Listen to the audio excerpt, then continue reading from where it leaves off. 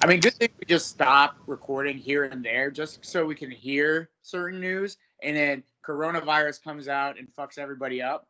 But that's the way the world works now. This is the new normal. At this point, I'm just scared of going outside. What do you think, Joe? Like at this point, I feel like taking it would give me coronavirus. So I'll tell you what's been on my mind, and this is for all my Super Smash Bro fans out there, all my Melee brothers and sisters. What's really been bothering me is, one, I've been trying to get my mind off this bullshit. So I go back, I play some classic games. Obviously, Super Smash Bros. Melee is one you got to play at least once a month. Play as Captain Falcon. Something that's bothered me since I've been a kid, Nude, if I may rant here a little bit, as I am, regardless of what you say, and that is that okay, then fuck. His main move, his main power-up move is simply Falcon Punch. He says it with commitment, vigor, confidence, like a superhero should. Next thing you know, if you do his extremely complicated move where you have to do press right 90 degrees on the C trigger and another up and down a million times on the fucking right trigger and whatever the hell you got to do to get Falcon Kick, where he just sounds so terrified and so scared, and it's a little bit exaggerated what I just there. It's more Falcon Kick. Not as confident. Not forceful as the punch is what you're saying. Exactly. He's inconfident. He's almost timid. It's like somebody took him behind the locker room when he was a little kid or inside the woodshed, whatever the case may be. That's what's more been on my mind than anything, as our country continues to fumble the COVID and continues to say that things are due to increased testing is why cases are increasing. And at the same time, I'm supposed to go teach lessons and to these kids when I don't know if that's okay. Do I sound panicked? No, I'm just worried about Falcon Kick and Falcon Punch, Nate. Honestly, at this point. Like, let's just put all the athletes in a bubble and let's just have like an Olympic kind of village and just like make sure that they're okay. Because I kind of need football. Because this whole like this whole like golf and like NASCAR stuff. It's good. Like obviously, shout out to all those fans. But I just need like basketball, hockey, like baseball, like the big four. I need the big four back, especially football, especially with all not necessarily the NASCAR fans, by the way. Let's not support the NASCAR fans here. I don't support certain NASCAR fans, not all the NASCAR fans. We support the adaptive NASCAR fans. 2020 NASCAR fans, not the 1930s NASCAR fans. Sure, yeah, we'll go with that for now. Sure. Well, as always, this is Face of the Franchise with your boys. I am Michael the Pharaoh Shanuti, and as always, through the screen or around the table, he is Little Joe. Ooh, what's going on, big dog? Living life, trying to do it more like me, baby, and that's really it. Trying to do it more like my Face of the Franchise listeners. We were happy to be back. We had a little vacay, but we got a fucking nuke bomb right before we came back from vacay, Nude. And I want to get your opinion first. What do you think and how you feeling? Tell people what happened in case they've been under a rock the last 2 days and are on vacay like us. I'm gonna do something crazy. We're gonna just do it in a whole Patriots news at once. But we're going to start with the easy thing first and then the hard stuff second. So the easiest thing, after the recording of the Bengals-Browns game, because they wanted a competitive edge, the NFL finally gave them the penalties of $1.1 million fine, 2021 third-round pick gone, and the Patriots TV crew cannot be filming any more games. So honestly, this is what I thought it was going to be. I thought it was a slap on the wrist. They really were taping two of the worst teams in the NFL at that point. It wasn't like they were filming the Chiefs or the Ravens or any competitive teams that they could have had an edge on. But at the same time, it's like, dude, how many times are you going to push the limit? And I think Bill Belichick is the perfect person to push the limit every time and say, where's that in the rule book? Show me it. And they showed it to him. I mean, they lost a third-round pick. I guess that's significant. But for the Patriots, I don't know if that's significant at all. I mean, that they don't really get to their real work and their real players they're going to use till the 5th, 6th, and 7th round. That's where the business gets done, baby. But do you remember that old South Park episode? I'm pulling out metaphors and references here like an old man today. I'm not really, but do you remember that old South Park episode that referenced Bill Belichick talking about what does Bill Bell, excuse the accent here, but Cartman plays a character in which he's a teacher and he tries to, how do I teach these kids? And you got to be like Bill Belichick and you don't get caught cheating and you don't get caught. Now he doesn't even care about getting caught cheating. Now he's saying, fuck, I'm getting cheating. Slap, exactly like you said, give me a little slap on the wrist and I'm back to doing what I do best. Oh, now I can't have the crew go ahead and film. Well, interns we're hiring. Interns, come on down. We're hiring. We won't even have you affiliation with the Patriots organization. Here's a camera. You just go report directly to Bill at his house. Boom. I'm telling you, he doesn't care. He's going to keep doing this unless you really force his hand. But this is giving him Super Bowls. So you want to slap his wrist and give him more Super Bowls, that's what you're going to do. At the end of the day, you're going to tell the best coach in all of football, quote unquote, to not draft well to the point where he doesn't need a third-round draft pick. I think he'll take that. I think he'll take a lot of that. And I think a lot of what you're saying is they'll just keep doing what they do, cut around the rules, cut around the rule book, and say, fuck it. So at the end of the day, this is not a shocker. This is not what the real news of the Patriots organization really did. They signed the one and only, finally, Cameron Newton to a 1-year, $7.5 million deal that comes out to the league minimum. They stole the best situation that they could ever ask for. Now, people are like, well, why didn't they... Again, very Patriots way. What now? They were like, now, why didn't they draft a quarterback? Now, why didn't they do this? Why didn't they do that? In Bill's mind, he knew this was going to come to the future somehow. He's like, Cam is not going to get signed, and I'm going to sign him for the league fucking minimum. I'm going to get another MVP to counteract the MVP that just left, a more athletic MVP for that matter, to go with Josh McDaniels, probably one of the best offensive mind in football. And now it's back on. Now I go back to on my take of them going 6-10, being probably last in the division or third in the division. They might win the goddamn division now, and they might actually go and start playing on these different teams. I'm just so I don't know. I'm just so shocked that this took so long, but it did. It came through, and I think Cam Newton is going to be healthy. And if there's a healthy Cam Newton with this Patriots coaching staff, I think we're just watching the tip of the iceberg right now. I told a mutual friend of ours that if you said words like, can they get to the Super Bowl now, and they're going to win their division now, and da-da-da-da, once this news happened, that I would quit this show. So with that being said, the last stumbled over South Park reference rant that I did there will be the last thing you hear on the show. Newt, it's been such a great time from 2019 to 2020 doing the show with you, but you are a piece of shit, and I am no longer interested in doing the show. Thanks. It's been great. All right. Peace out.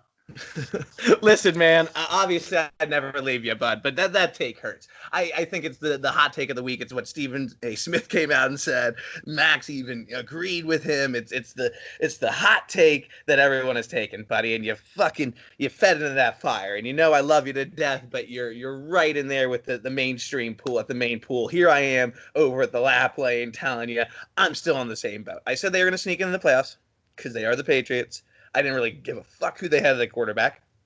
I stick with that. I think, yes, it's even more solidified now than it was. I still don't think they win their division. I still think it's the Bills' division. As I had said a couple of weeks ago, I also think that they're out the first round of the playoffs. Done. Period. Over. Next topic. I mean, I respect Cam. I agree with what Richard Sherman said in terms of, I think the pay was disrespectful. I think the way that Cam was treated throughout the free agency was typically disrespectful. While, yes, I did say that he was kind of in that decline, and unfortunately that where he is, getting a bare minimum deal for a chance to play is still disrespectful to a former MVP, regardless of who he is. But I also, at the same time, in the party of, I don't think this is, boom, Super Bowl, put the confetti, pump the brakes. We'll see. Well, okay, let me rephrase what I okay. That defense is still pretty good. Whether we like to say sure. it or not, they still have Stephon Gilmore. They still have all the pieces in place to be a great defense. Sony Michel, he's off. He only had one bad year. And also don't forget that their first-round draft pick last year, N'Keal Harry, a fucking physical freak from Arizona State, was hurt, and he just comes back. And don't forget Mighty Mouse himself, Julian Edelman. So the only three places that I saw any weakness in this Patriots team was quarterback, was lineman, offensive lineman, and was tight end. Tight end, they're not going to fix anytime soon. They'll start putting like random people like Lacrosse and those two tight ends that they drafted this year. We'll see how they do. The guy from Virginia Tech and UCLA.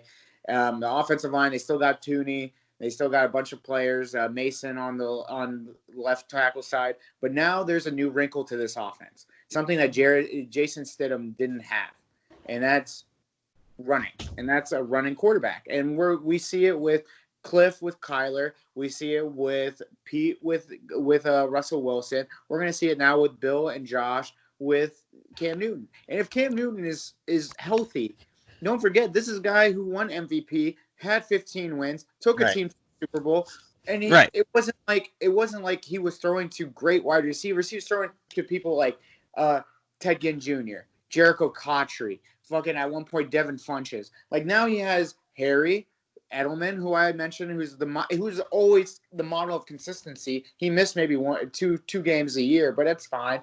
He will catch everything. Why not? Can I say like Cam Newton, if he's healthy, this team could be a 10-6, 11-5 team win their division, first round knockout, sure. But if they got to the second round, would I be surprised? No. It's Bill Belichick at the end of the day, and I said that before. The only reason why I didn't understand why is Brian Hoyer was really not the answer. We've seen that. And Stidham isn't a quarterback that was good in college, let alone could be good in the NFL.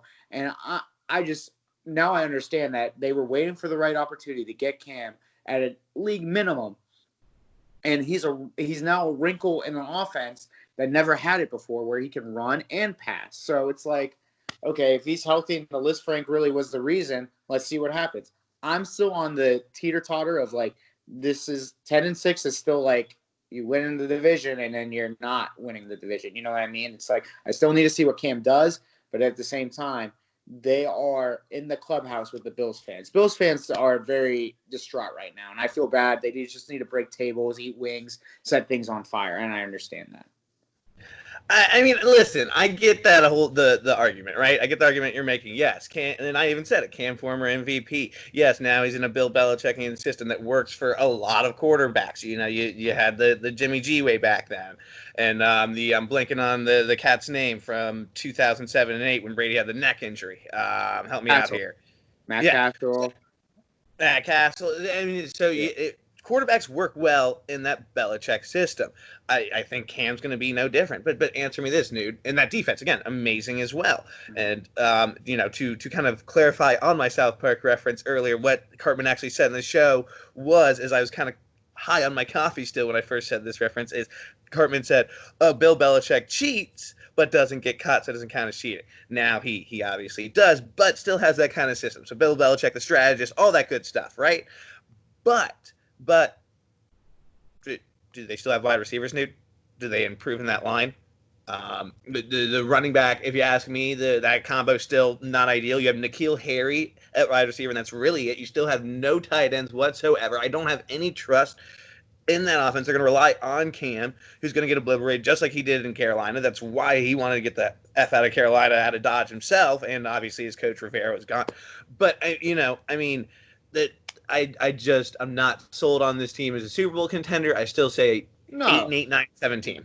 No, and that's not what I'm trying to say. I'm trying to say... No, I got you. You say maybe second round, you wouldn't be surprised. We're on the same page, but not 100% maybe on the same sentence. All I'm saying is they drafted those two tight ends, and we don't know what those two tight ends could be, because don't forget, this is the same guy who drafted Ron Gronkowski in the second round and Aaron Hernandez in the fourth or fifth. Sure. And we didn't know what both of them would become, and they became the vocal point in an offense that got to a Super Bowl, lost, yeah, but one became the best tight end in football, and the other one, if shit didn't happen, who knows what would have happened with Aaron Hernandez. One of the most infamous players in football of all time, but caught two Super Bowl touchdowns, or one Super Bowl touchdown after committing murder. So Exactly. So, Mm. in all regards, I think Cam Newton, if he's healthy, he'll do good. I think we're both on the same page, but we'll see what the division becomes to be Except because for it's still the Bills division, not the Pats division. well, we know that one thing is it's not the Jets division because their best player wants to leave.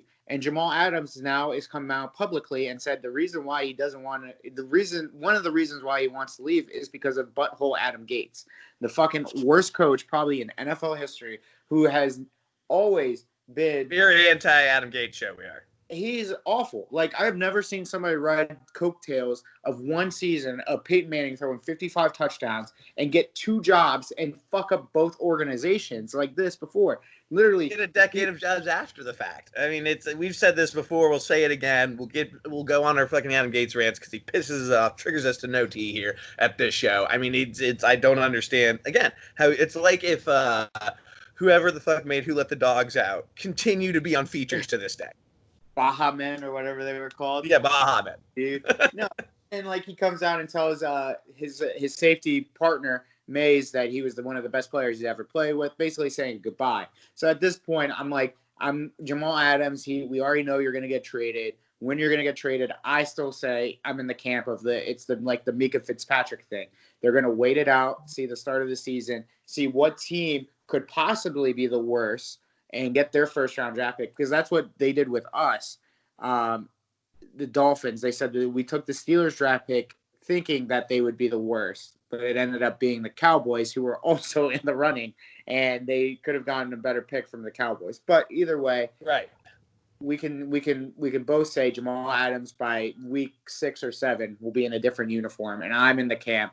It could be the Eagles or the 49ers. And I heard a lot about the 49ers making moves, so 49ers. That would just be so unfair. It would be so unfair. That defense with a bolster safety in the back with Nick Bosa. I mean, the list goes on and on with that team. That team is just a banana land team, and I understand they're probably going to win the 7th Super Bowl soon. I hope the Steelers. Banana land. Could you elaborate to our listeners what a banana land team is? A banana land, like. You look at the roster and you're like, what's their weakness? I think their weakness is Jimmy G, and Jimmy G is really not that bad. Like, you know what I mean? It's like their offensive line is really, really good. Trent Williams is now there. I'm just trying to be curious what Banana Land has to do with a really good team.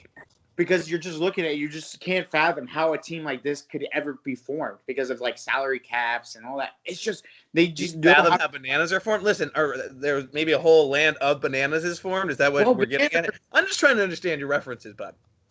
When you look at something like a line, a sporting event, and you're like, this is bananas. This is banana land, because this is literally, you're in a land full of fucking bananas. This is, you could see all the bananas around you, and you're just like, bananas. And it's like, this is bananas. I'm going to start picking, choosing your metaphors for you. No, you could suck my dick, because AB can suck my dick too. He's back in the fucking news one more time. Yes. AB back in the crackhead dickhead update of the week. But this is not a dickhead update of the week like we normally do. Really. He's not in trouble. It's more so the NFL is now in, like, 3 teams have been linked to him now. The Ravens, but the Ravens came out the other day and said those top. I'd say more like 5, 6, or 7 have some loose rumors themselves too. But the 2 biggest ones, well, the Ravens took out of the race, so now it's 2 big ones. It's Buccaneers again with Tom Brady, and of course the Seattle Seahawks, because Russell Wilson said, I would love to throw to AB. So both situations I'm cool with. I mean, go to the NFC. I don't care. Play with Russell, play with Tom. It'll be good for you. But honestly, like, the biggest one is the Bucs. Like, Mike Lombardi came out and said, I hear that rumor a lot too. So at this point, AB is probably going to get signed at the beginning of the year. Why not? I mean, I don't care. At this point, if his nose is clean, his mind is right, let's just make sure his mind's right. That's the biggest thing. If his mind is right, let's fucking make sure he's good to go out on an NFL field to take hits to the brain. That's it. Yeah, I mean, I'm with you on that for sure. I mean, I don't even think, will this guy be eligible to even play coming up? Like, we don't know what else is going to come down from the pipe from the NFL from his past transgressions from last year. We don't know what's going to happen with him completely legal-wise. He still has a lot of things that are kind of up in the air there. So, and this guy is still like a loaded hand grenade. How can you be so sure that he'll even be on your field? So, I've seen a couple of teams. It'd be great to see him play. I'd love to see him play with a healthy, clear mind as we talk a whole lot about. I've been pretty disparaged by him at a couple points and talking about him completely serious, and then other points given up on him utterly. So now we're maybe a little glimmer of hope, but again, I'm not totally there. It's because I shut him off a while ago, but I hope he proves me wrong in what he does, because his talent's, unlike any other, man. I mean, that's the only thing, right? It's like what team is willing enough to do that? And I feel like it's his old offensive coordinator and his quarterback, or like the quarterback that's been in his corner, whatever the fuck he wants to believe in his brain. But he wants to go to that situation and go. And then in Seattle, I mean, like Pete Carroll is a player's coach, yeah, but like he didn't really tame that defense either. I mean, Richard Sherman said like they had problems after that Super Bowl when they didn't hand it off to Marshawn Lynch, and Cam Chancellor retired when he was young. I mean, and Earl Thomas is gone now too. So, and he flicked them off. So, if anything, if it's between those two teams, best scenario, Bucks. Seattle will be good because of Russell, but like, will anything change? Because I feel like it's another situation like the Raiders, or just the Raiders. I mean, the Patriots. I disagree.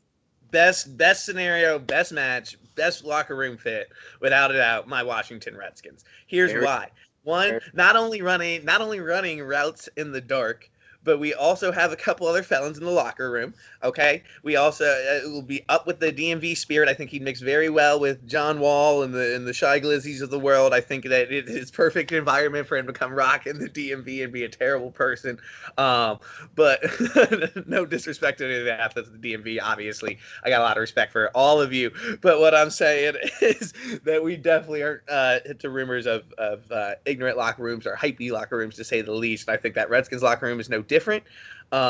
Honestly, all joking aside, I think it'd be a very toxic environment for AB, even though he was running some routes with Dwayne in the dark, building some chemistry. I think it would not be good for him to get that mind healthy. There's a lot of locker rooms like that in the NFL. I think Tampa Bay, you're absolutely right, is one of those that actually would be healthy because TB. I think if he can keep up whatever he feeds off of Tom Brady, that's going to be an excellent relationship to keep him in a healthy mindset, much better than whatever he had with rapist Ben Roethlisberger. So I think that at the end of the day, a ricochet shot with your ass, your team over here, making fucking deals, and you look good. He's so ripped. He looks so jacked. I mean, that's maybe what you're thinking. I don't believe those words came out your mouth, buddy. But I can't believe sometimes when you try to make jokes, honesty comes out. You got to take a ricochet shot at a quarterback who's done it, and then there's a quarterback who hasn't done it. Cheap. It was cheap. I will apologize. That was cheap. Telling me sucks. This guy. Speaking of cheap and not even worth what he gets in the franchise tag, although this franchise tag is not cheap at all at $34 million, Dak finally signs with the Cowboys for that 1-year franchise tag deal. We're going to start going Kirky. I mean, is that just how we do quarterbacks? To East now? Is they're going to, kind of dance around for a couple of years and they're going to go somewhere else? What did I say off air to this news? Yeah. Cool. I mean, it's like, all right, we saw this coming. The franchise tag makes him the highest paid quarterback because of the average and all that shit, or the sixth paid. I don't know. I just know one thing only. That Dak is the biggest burglar since that movie The Town. Like this guy is putting on such a show. You haven't seen my Spanish show yet, have you? Money Heist. Money Heist. He's pulling off the biggest money heist I've ever seen. This man is putting on a show that I have never seen before in my life. He is so average. It fucking hurts my ball sack to watch a fucking Cowboys game against the Redskins or the fucking Rams, and he's throwing a touchdown, and everybody thinks he's a fucking god, when Zeke is the reason why he's getting anything. Amari Cooper is the biggest body catcher of all time. I will say that to my grave. CeeDee Lamb, sure, we'll see. Jarwin, I don't know who the fuck you are. And Micah Gallup, good, great, wonderful. Now, he's going to put on a show this year. Again, he is going to put on a show. He will throw for 4,000, 4,500, 1,000 yards, whatever, and 30 touchdowns and maybe 10 picks. Great, grand. Guess what Jerry's going to do? Here's the Brinks truck. Back it up, back it up, back it up.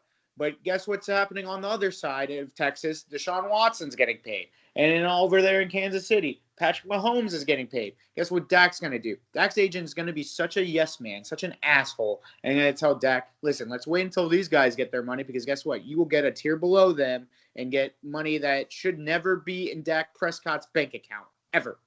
Right. And I'm pissed because that's what's going to happen. I'm not mad because guess what? It's going to ruin the Cowboys for decades. That's fine. I don't care about that. It's just going to ruin the market in general for quarterbacks. So say Dwayne Haskins does well the next 3-4 years. Guess what you guys are going to do? Back that brain truck up, baby. Yep. Because some asshole in Dallas wanted his money. So. Speaking of assholes in Dallas, and I'm doing one of your classic horrible transitions because I'm done talking about Dak, is assholes in Dallas also don't know how to follow COVID restrictions, don't know how to properly follow the guidelines that have been put into place, and everybody's ready and ripping to go back to normal, and that caused a lot of Cowboys and other NFL players as well, not just spreading in Dallas, don't bog me down there, but have gotten COVID as we are trying to plan to come back for an NFL season. Right, and it goes to show Texans, Bucks, Cowboys, and the Steelers were all reported that some players had COVID-19. Tomlin came out for the Steelers, said they're okay. But the biggest name is Zeke Elliott getting it, and he said he's okay, but he was like, HIPAA violation. No, idiot, you told your agent, so your agent can tell anybody, so you're a dumbass. Second, wasn't he like him and Dak throwing like parties too? Like exactly. So it's like in like April. Zeke is out there gallivanting around with his dick out. Gallivanting around. So he's just doing all that shit. So now that some certain states, including Texas, are going back to like phase 1, like before phase 1, where everything's closed for 30 days. Yep. Some are saying 50. And this affects a lot of training camps because training camps are supposed to start in 29 days. So it's going to be now we're at a point where now it's starting to affect workouts and affecting like Hall of Fame game is canceled as well. Let's put that out there. I don't know if we said that, but it's just it's a dire situation to a point where it's not like I think it's our country, not to get political, but our country is just so selfish with certain things people do, and I don't know, man. It's just some people just don't understand. Like this COVID thing is not going to go away automatically. It's not going to go by itself. And now that there's a new report now that there's a new strain of fucking swine flu coming out of China, I think we should just get rid of China. Like, just please. Like, China, be careful, because they have control to cancel us real quick, buddy. You better. China, we love you. Thank you so much for your contributions and everything that you do. You are a wonderful, fantastic communist state. Thank you so much. China, you better fucking watch it. Fucking watch it. I don't care. Fuck this. No, I'm just done with all these viruses coming from there. It's just like monetized now. It's just like, dude, like, come on, man. Like, just wear a mask, do your part. Let's get this over with. Let's have sports. Let's have life again. I'm done thinking about there's certain things like going to a fucking wedding and not knowing what's gonna happen. Like, that's not what I want to do. You know what I mean? Like, this is crazy. Like, and to the NFL season point, like, they're not scared yet. They're not scared. We're not at a point of like where we should worry about the NFL season. Canceling the Hall of Fame game is nothing. Canceling some training camp sessions are nothing. But they need to learn. Let's fucking control this before it gets too late. Yeah, I'm on the same side with you as this, man. I mean, I think obviously when you read, and I'm not going to go too deep into this. I think we talked about this a lot, and I don't think at the end of the day anyone wants to necessarily hear what we have to say about all this on a football show, right? I don't think we're going to make any incredible impact, but we're going to say what's on our mind regardless here. So, I mean, when you continue, when you want to rush back and you want to get things back to normalcy, that's what's going to happen. You're going to have this resurgence. We've been talking about it since April. It's been my fear since April. And now we're looking at it and boom, that's what we're getting, right? We're getting the highest number of cases we've had since April now, and so on and so forth. And the issue is simply, all I will say, and if it fucking matters at all, is when you try to make it a Republican and Democratic or a left and right issue, whatever, a conservative, liberal issue, whatever that you want to, side of the coin you want to call it, or side of the coin you may lie on, it's not that kind of issue. It is a human societal issue that if we don't figure out and we don't control it, not only are we going to be one of the worst countries so far which we are to not control this device, but we're going to be done as a country. So yeah, whatever. Call me alarmist, call me this, that, and the third, but that's really what it is at this point. And when you try to rush everything back, it's going to not go so well. And all it really took was maybe an extra month or two, and now who knows where we're at. And not to be pessimistic, but that's just kind of that's the cards we are drawing, man. Exactly. So at the end of the day, we'll see. But I'm just done with talking about COVID. I'm done talking about like worrying about the NFL season. At the end of the day, if it happens, it happens. And then me doing all these mock drafts for fantasy doesn't work out, whatever. I'm ready for next year, baby. But a person who's not going to be ready for, just real quick for the start of the season, more than likely. Debo Samuel here just fit. Huh? Debo Samuel here just fitsy. Change topics. Devo Samuel broke his fucking foot. It could take up to 10 to 12 weeks. Fitzies. Which puts him in pajamas for Debo. Is it Dabo? Debo? How do you say that? I apologize. Debo, like from like Friday. No more footsie pajamas for Debo. Well, Debo. Yeah, it's her footsie pajamas. Jesus Her Christ. little SpongeBob footsie pajamas. You need to stop. Her little ones where there's like little fruit baskets. Jesus. That'd be super gay. Well, anyway, but Debo, we hopefully if safe recovery. Sophomore season is about to be lit because we have you in our top. Probably he's in the top 3 wide receivers who are going to probably break out from that sophomore class with Harry and AJ Brown. We have like DK and Deontay Johnson and all them, but he's up there, top echelon. So hopefully he does well. But now it's time for our favorite segment. Franchise preseason look. All right. So okay. Wait. No, I'm not gonna just not address that. I'm not just not address. Do it. You nice little remix. No, I'm not. I'm in a good mood. I'm happy. We talked about some serious topics. I think the show's going real well, buddy. And I'm gonna give it to you. Besides my parents are upstairs, I don't want to sing my song too loudly and obnoxious. So beautiful transition. You deserve a Grammy. Great job, bud. Let's get into it. You really gonna tell me that with your fucking lumberjack beard that it wasn't that good when you didn't? I said it was good. Are you listening to me? I said it was good. Yeah, with your sarcastic tone. It was not. I swear to God, that was not sarcastic. I promise you, that was not sarcastic. You are a son of a bitch. But fine, we'll move on. So this is our last time that we're gonna do 2 teams. We're gonna start moving on to 4 teams. But last week we did Jaguars and Texans. With the hope that the NFL season will actually start on time. Exactly. So we started with those 2 teams, Jaguars and Texans of the AFC South. Then we're moving on to the 2 teams we both believe that should fight for the division, probably a wild card spot. So we'll start with the team that came in second last year, the Colts. The Colts made a big transition. Their biggest transition is getting Phillip Rivers from San Diego, a gritty vet, seeing what he can do with that offense because it's not an all-in move, but it's kind of an all-in move with drafting also Jonathan Taylor, who's, in my opinion, probably the best running back that came out last year, as well as Michael Pittman, who brings an electric kind of feature to that offense with T.Y. Hilton, with Pascal, with all these, don't forget Paris Campbell still there. They lost Eric Ebron to the Steelers, but they still have Jack Doyle. They're still going to run some tight end sets with him. Mm-hmm. Obviously, the 3-headed monster in the backfield, Hines, Taylor, and Mack. Their defense got better by trading away their first-round pick for DeForest Buckner, double-digit sack man from San Francisco. Helps the defensive line with Darius Leonard. Let's not forget, he's probably the best middle linebacker in all of football right now. That whole defense is pretty much above average.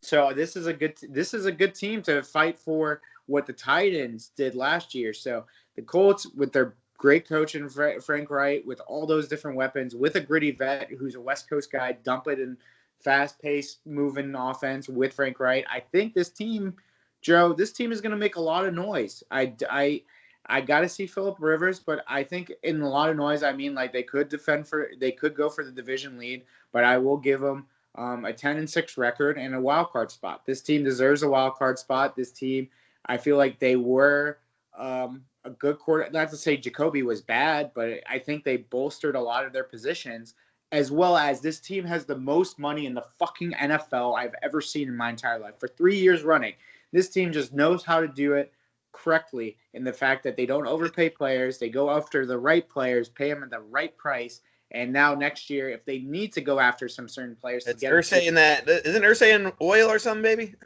huh? Isn't Jim Irsay in oil or something? Yeah, Jim Irsay is probably in oil. Who knows? But at this point, I feel like they could just go after whoever they want next year and the year after that. I mean, what do you think, Joe? I think this Colts team is a wild card team, 10-6, fighting for the division. I think Newt and Joe are on the same page. There you As go. I use this voice for everything. But no, man, I mean, yeah, I think 100%. This team, 10-6 team, I really like what they've done. I even think if something happens to kind of grizzled vet Phillip Rivers, Jacoby can step up as well. We know on this show I'm a huge fan of Jacoby. But in general, this team as well, man, I think this is a fiery young team. These two teams that we're talking about today, both very underrated defenses. You know, I've been on the record with the Titans. I think Colts right behind them. Honestly, man, you hit the nail right on the head with it. I think this is going to be an explosive defense with the addition of DeForest Buckner as well. I like their offseason moves. Again, I'm going to give them my second wild card spot as well here at 10-6. And it's honestly the schedule. It's a breeze schedule, man. It's not too. Let's say your toughest opponents. You're going to see the Ravens, and you're going to see. You got to see the Texans. But the Ravens and the Vikings. There's not a lot of teams I'm scared of on this schedule. I think a lot of the teams that you'll see on that schedule, it's like even with the Ravens. Like when you said the Ravens, I mean, you'll see the Steelers, Vikings, probably the Packers. Like biased. like, huh? Biased. Shut up. You can. They're not like that. That team beat the Chiefs last year. Don't forget this team last year beat the Chiefs. I won some money off that game. They can sneak. They're a sneaky team where they can beat some teams that they shouldn't beat, and they'll probably beat on teams that they should. And that's what I get from this team because of how they're built and who they have at quarterback now. Plus, let's not forget that offensive line. Holy shit, is one of the best, and they have one of the best in Quentin Nelson always. So we're on the Colts train together. So I don't know if there's anything else to say, but. There is one thing update on Jim Irsay for all our viewers that are or listeners that are intently listening and didn't go Google how Jim Irsay got rich. I did it for you. He made his money through his father. He's a daddy's boy, and his father made his money through heating and air conditioning units. Oh, nice. Well, hard work. $150 million successful heating and air conditioning unit. So quite impressive man, his father. Oh. The Ursays. What care about the air conditioning and heat history, and the titans of that industry. With that being said, who's up next? So who would that be? Energy. So we're gonna go with the Tennessee Titans. The Cinderella story of last. The Cinderella story from last year. Let's just talk a little bit about last year. Last year they were dead in the water. They were 2-6.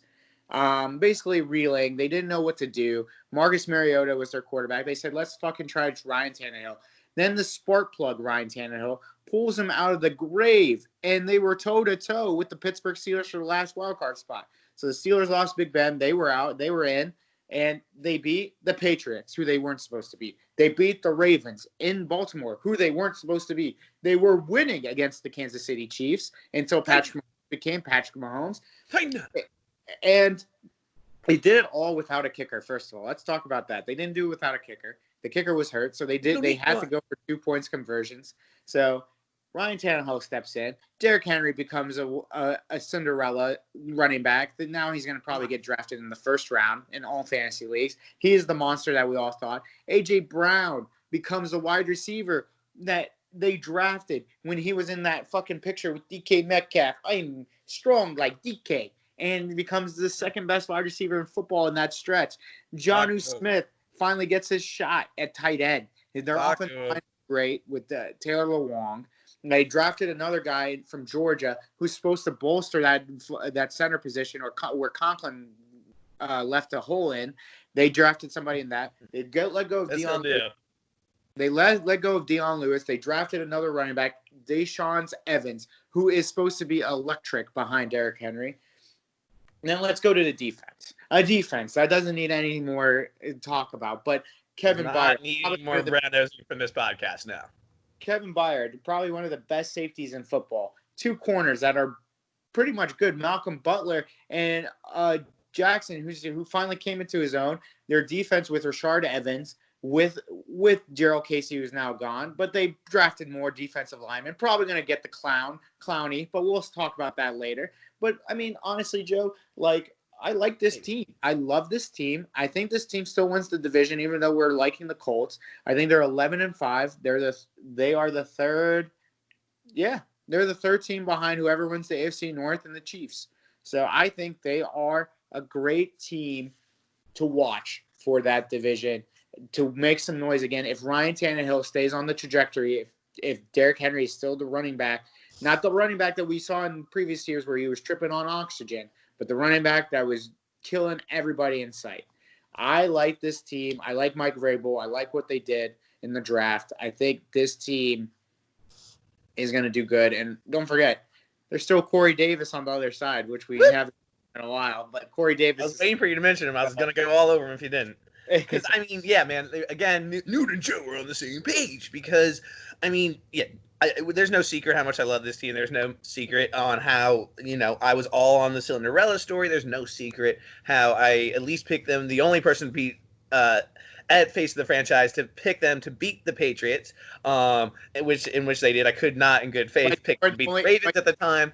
To beat them, so there you go.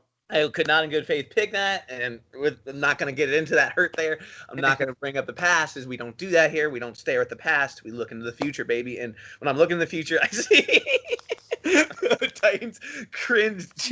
Pause for the cringe and cheesiness. But yeah, I see the Titans at 12-4 here, actually. I see them absolutely dominating their division. And not only that, I see them, like you said, third right behind the Chiefs and Ravens. Yeah, this schedule, again, not too bad. They just got to see the Ravens once, and again, they make it that dub there as well. I think this team comes out of the gate strong. I think that, again, that defense is going to get even stronger together. It's a terrifying thing. And Vrabel me hard. I mean, I'm a huge fan. But can't again, I don't want to make this a Titans pro podcast at this point, because everyone's going to think I'm a Titans and Ravens fan, and boy howdy, I wish I was born in one of those towns instead of DC. But I am what I am. But yeah, 12-4 Titans, baby.